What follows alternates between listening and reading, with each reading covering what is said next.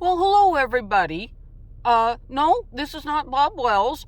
This is Papa Smurf, and how I look back in the day, I was rocking it. And today I have with me my sad little client, Miss Lucy.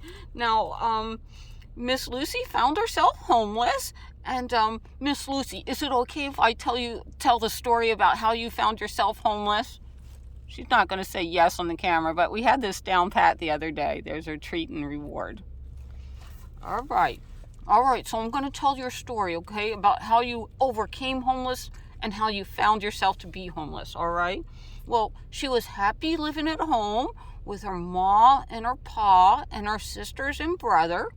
And one day the owners of the house said, "You're the runt of the litter, Miss Lucy," and her little sister. So this mean person, he was really mean, put Lucy and her sister, and he put them in a cardboard box, and he abandoned them in front of a department store. Now, I know that's mean, but he did leave them with a cup of water, and it was right at the entrance, so when the store opened in the morning, someone would notice, the homelessness of these little puppies, their little plight.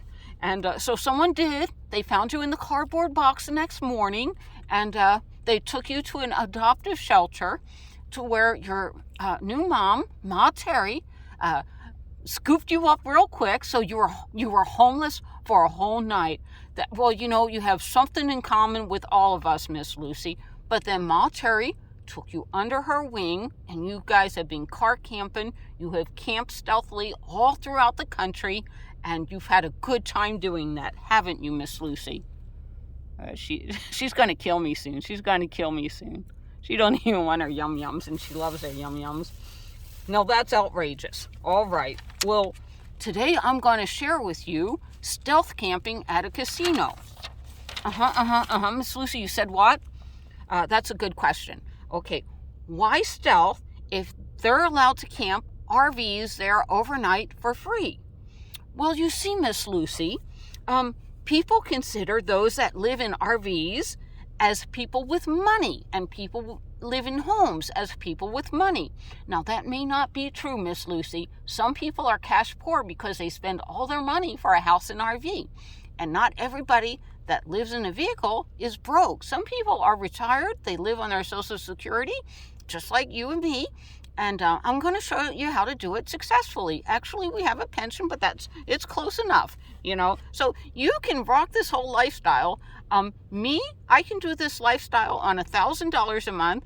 I've done it, I wanted to save for this vehicle for my 60th birthday. So I lived in Utah, in the city, for a few months, and then I moved up to Bryan's Head, and I lived on $300 a month. Yes, and I had fun. We did a lot of stuff. We did a lot of reading from books. We visited the Goodwill stores and got a lot of dollar books, but we had a great time last summer. And then when birthday rolled around, we could afford our nice vehicle. So it can be done on $300 a month, $600 a month, $1,000 a month. Okay, enough said about that. Now, in a few days, I'm going to upload a video as we drive down through Laughlin, Nevada, and I show you which casinos are okay with us stealth camping in there and which casinos are not okay, and they will give you the boot. I mean, they have security all over looking at you. All right. Now, Miss Lucy, did you know there are several levels of stealth camping? Well, there are several levels. And this type of stealth camping that we're talking about today is casino camping.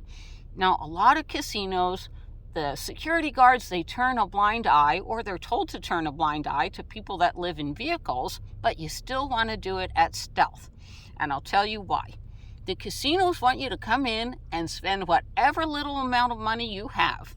They don't care if it's $20, $40, they will take your last dime. Now, I know that's not a nice thing to say, but that's how they make their money. So they will turn a blind eye, but if you make a lot of noise in your vehicle and people walking by hear you, they will run over to security and say, "There's someone living in that car," and sure enough, you will get that famous knock on the door, and we want to avoid that knock on the door. Okay, Miss Lucy? So in future videos, I'm going to show you how to pre-set up for tonight.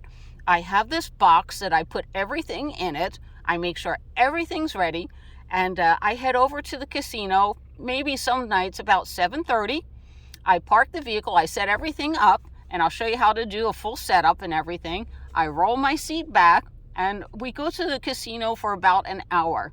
Now, on the other side of the casino is the Riverwalk, and Lucy loves going up and down the Riverwalk with, they have raccoons out last night. They did.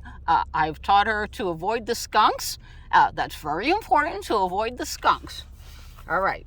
So the reason why is you don't want people complaining to security and getting that knock on the door. Now, picking a location is very important, but I wanted to break from the casino camping thing and just show you one thing that is important during day camping. During day camping, it's going to get hot out. So I have parked my car where the sun's going to go. On the driver's side, it's going to get full sun, so I'm going to put up my block-out curtains, my block-out shields, and everything. Now, on the other side, see, no one can walk up there. I'm in a parking lot, but nobody's going to walk past my car. I'm going to roll down my windows. I'm going to have my bug screens up and everything, and I'm going to stay very cool. But you got to look for these little spots. And now if the sun was coming on the opposite side, I would look for another spot and would have to reverse the car. But it's my favorite spot. I can be in this vehicle all day crafting. No one knows I'm in it. I stay nice and cool. And I think myself it's a great spot. All right. So let me see how I'm doing. All right. So I gave you the reason why you have to be quiet in your vehicle, because we don't want people coming up and being annoyed. But there are a few little things too. Like, I enjoy parking in front of a wall. There's lots of walls there. And this way nobody's walking in front of the car. I look for dead ends. I do park, here at these different ones Monday through Thursday. But then on the weekend, all these crazy young ones come up. These young ones, they make a lot of noise. So I park on the other side. The baseball teams come in. They all bring up their RVs, and they park at the city parks. And the cops don't have a problem with that. Or, I go find apartment complexes or a hospital that we'll park at. But, so you want to avoid people walking in front of your vehicle, mainly security guards. You have to think, where is the security guard going to be at? And as we talk in further videos, like at the Aquarius, they love being in the parking garage and looking down on the parking lot. So I try to make sure I am out of their eyesight, right? Okay, that's a good tip. And I think the most important tip is, never park near a trash can, because people not only dump their trash, but all night long, that guy with the big cart, up and down. And if you're parked right near a trash can, you're going to be woke up 3-4 times a night. And then when you pull out of your little hidey hole in the morning, and I've done this once and got busted. I jump out of my hidey hole, forgot the trash can was there, and there he was dumping the trash. We didn't say anything, and I didn't park at that casino again for another month until he long forgot about it. All right. So I hope you like my tribute to my good friend. He's always given me great advice. And, sometimes I get some negative comments. It's like, he can't be that nice, or that movie wasn't realistic. Come on. Would Ma Terry lie to you? He really is that nice. Those people are just as genuine and wonderful as they were in the movie. All right. Bye from now from Ma Terry. I hope you learned a few things about stealth casino camping, and I made you laugh along the way. I will see you down the road.